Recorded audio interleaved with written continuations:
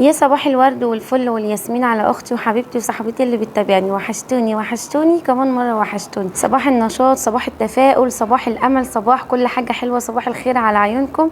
النهارده بقى إيه يعني المفروض هو يوم جديد، بس ده مش يوم جديد، ده تكمله اليوم بتاع الفيديو اللي فات اللي انا كنت جايبه فيه معاكم المشتريات كده، ونضفتها وغسلت الحاجه وعينتها مكانها وتبلت السمك وكده. وبعد كده بقى ايه دخلت على اوضتي بقى، قلت هي محتاجه بقى ايه تنظيفه حلوه كده، ومحتاجه اشيل الستاير دي، الجو حر جدا جدا.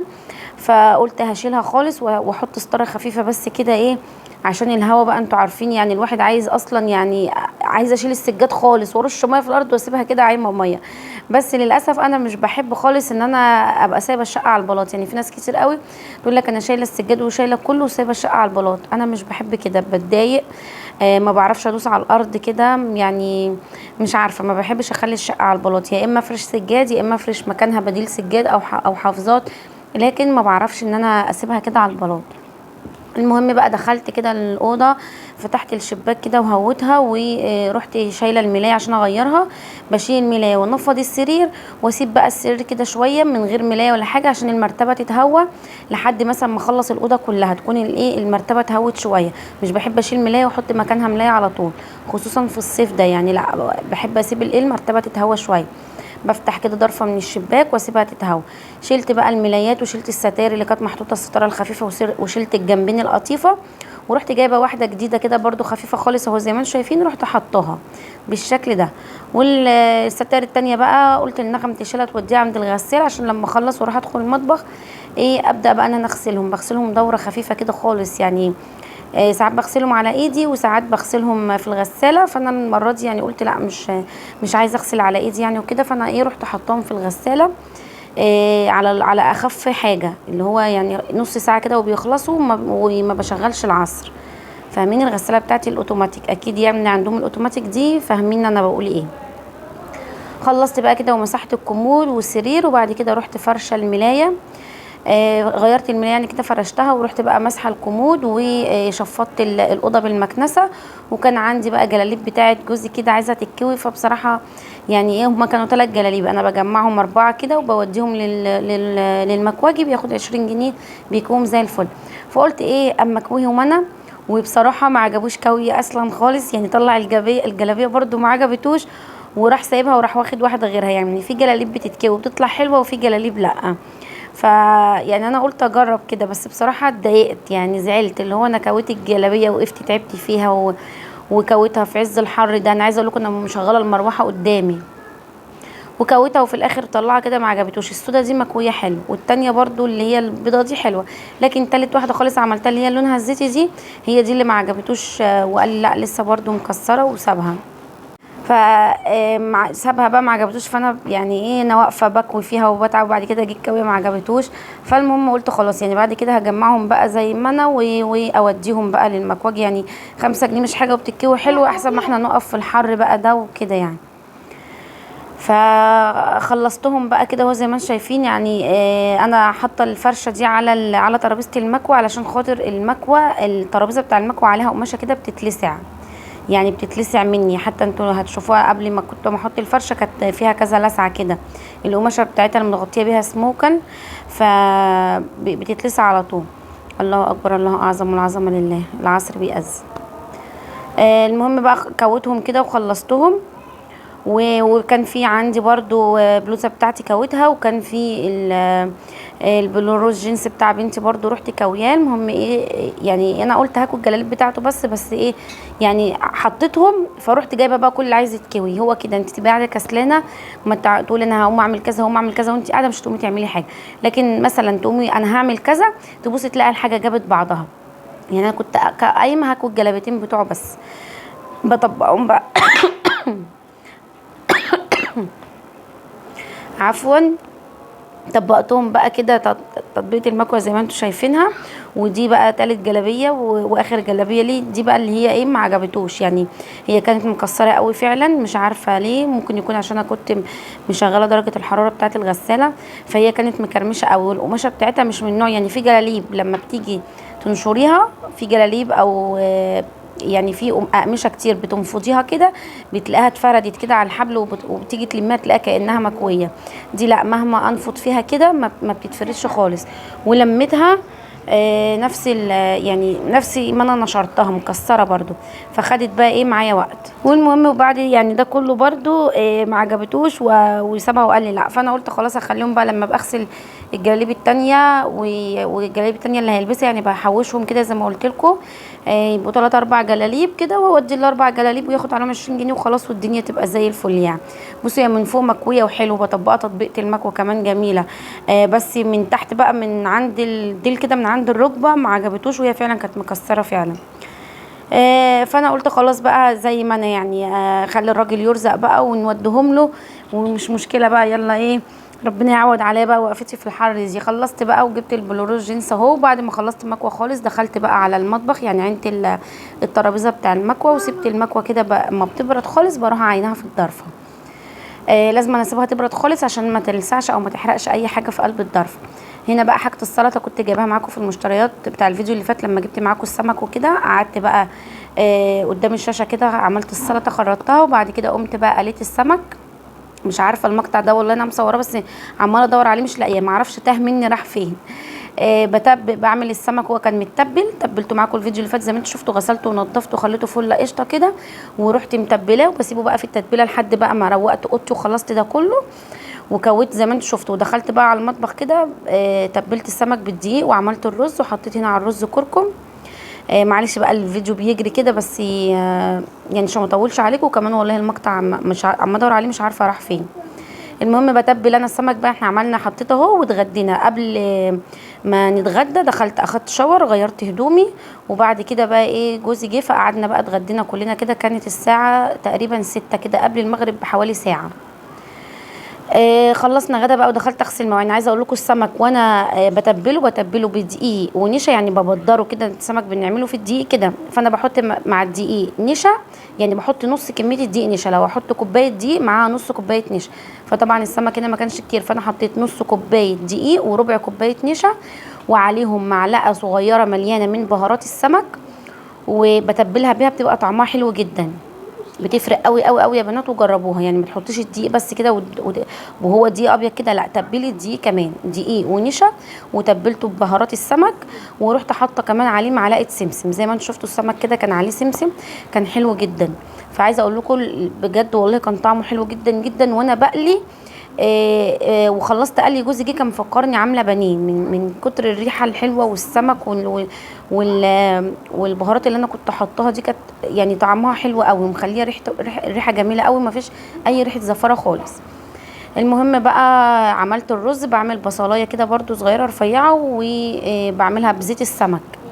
الزيت اللي انا قليت فيه السمك بصفيه وباخده كده احط فيه البصلايه واحط بقى الرز، وبعد كده بروح حاطه معلقه برده من بهارات السمك مع معلقه من التتبيله بتاعه السمك اللي هي فلفل وتوم وكده، وبشوحهم بقى كده مع بعض. وبعد كده بس السمك واللي بيخليه لونه اصفر كده بحط معلقه بودره زعفران او معلقه كركم، او ممكن تحطي معلقه من بهارات الرز البسمتي بتخلي لونه اصفر كده وطعمه حلو قوي قوي قوي. خلصنا بقى وظبطت الاكل، وطيت على الرز كده، ورحت مطلعه السمك كده على المصفى، ودخلت بقى اخدت شاور وغيرت هدومي. ما يعني ما اعملش السمك والحاجات دي كده واقعد بقى زي ما انا كده مطرح بقى ما عملت السمك وبتاع وكده، لا. وطبعا انتوا عارفين اصلا الجو حر جدا وواقفه في المطبخ حر، فرحت بقى متبله عملت متبله السلطه. بعد ما اخدت شاور وخرجت بقى رحت متبله السلطه، يعني انا بسيبها ما بحطش عليها دقه ولا كده الا اما نيجي ناكل عشان ما تتبلش. ورحت برضو جانا خالتها عملت شويه طحينه كده، وغرفت بقى الاكل زي ما انتم ما شفتوا كده، وقعدنا اتغدينا. وبعد كده بقى دخلت على المواعين بقى كده عشان اغسلها. هغسل بقى المواعين، وبروح مسحه بقى الرخامات والبوتاجاز وامسح الارضيه وانضف بقى كله كده مكان السمك. زي ما انا قلت لكم برده في الفيديو اللي فات، اي حاجه في وانا بعمل السمك ده غسلت فيها السمك، عملت اي حاجه لازم ننضفها كويس جدا جدا. يوم السمك ده لازم تنضفي الرخامات وتمسحيها كده كويس وتغسليها كده بالصابون بالفري كده والصابون. انا ما بحبش احط خل، بيخليني اقعد اهرش في ايدي جدا يعني، فما بحطش خل، ممكن شويه كلور. لكن الصابون اللي انا جايباه بصراحه حلو جدا، ومش محتاجه ان انا احط له حاجه، وليه ريحه حلوه قوي قوي قوي قوي، وريحته قويه كمان. عشان كده تلاقوني بقعد اشطف في الحاجه كتير شويه. فبغسل بقى الرخامات كلها والبوتاجاز، تحس بقى ان الايه المطبخ كده ريحته حلوه. وممكن بعد ما تخلصي كمان تروحي مشغله بقى عود بخور كده، تولعي عود بخور، او لو عندك اللي هي المبخره اللي هي بالكهرباء دي، تحطي فيها شويه بخور كده وتبخري بقى المطبخ والبيت كله، يبقى ريحته حلوه بقى كده، ويشيل زفاره السمك دي خالص. بس ومش هعمل بقى النهارده حلويات ولا هعمل اي حاجه، عشان عندنا فاكهه، عندنا تين وعندنا عنب ومانجا.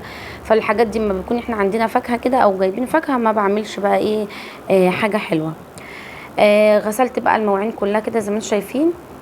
عايزه اقول لكم بقى، وانتي واقفه كده بتغسلي المواعين، اقعدي بقى كده استغفري ربنا، وقولي الحوقله اللي هي لا حول ولا قوه الا بالله. واستغفري كتير بنيه الفرج، بنيه فك الكرب. ادعي باي حاجه نفسك فيها، اتوسلي لربنا كده. والله يعني انا جالي كذا كومنت، معظم الكومنتات بتجيلي بيقول لي ادعي لي، ادعي لي، يعني ربنا يفك الكرب، ادعي لي ربنا يهدي لي جوزي، ادعي لي ربنا يشفي ابني. ف يعني بصوا، انا والله العظيم بدعي لكم كلكم، كل واحده بتسيب لي كومنت بتبقى في بالي، مش عارفه بتاثر فيا، بحس كومنتاتكم اللي هي ادعي لي بكذا كذا، بحس والله العظيم ان هي بتاثر فيا جدا. وطول الوقت ببقى شايفه الكومنت قدامي واقعد ادعي لكم، ربنا اللي يعلم. فربنا يفك كربكم جميعا يا رب، اللهم امين. ويسد عنكم دينكم، ويشفي كل مريض، يفك كرب اهلنا في غزه يا رب، اللهم امين كده. ويطعمهم من عنده وينصرهم يا رب، اللهم امين كده.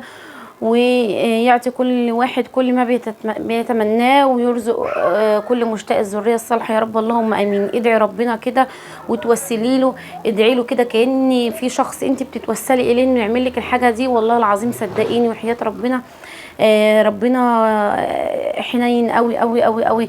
انا لما بدعي كده وبدعي من قلبي يعني بطلب حاجه كده من ربنا وبتوسل ليه، والله العظيم بتتحقق. فربنا يكرمكم جميعا يا رب، ويفك كربكم، اللهم امين. ويرزقكم جميعا يا رب كده، ويفرحكم باولادكم، واللي في المدارس كده ربنا ينجحهم. يعني شهادات الثانويه العامه طلعت، الف الف الف مبروك لكل اللي نجحوا. ويعني لو في حد في مادة هيعيدها او جاب مجموع قليل او اي حاجة، ربنا معاكم ان شاء الله كده. صلوا واستغفروا ربنا كتير، ربنا هيكرمكم والله العظيم، هيكرمكم من واسع فضله. خلاص بقى كده بدأت ان انا اخلص المواعين، وهدخل بقى دي الصينية اللي كان فيها السمك، هاخدها برضو اغسلها. كان فيها شوية زيت، بصفيهم كده في قلب برطمان وبعينهم في التلاجة.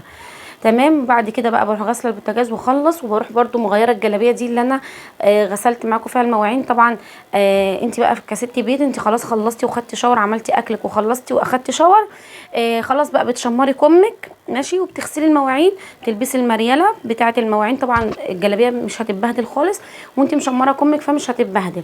فهتخلصي بقى كده وتروحي بقى قاعده كده، تعملي لك بقى اي حاجه بتشربيها، كوبايه شاي، كوبايه نسكافيه، كوبايه قهوه، كوبايه عصير، كوبايه ليموناته كده بالنعناع ساقعه حلوه مشبره، وتقعدي بقى تتفرجي على الشاشه شويه.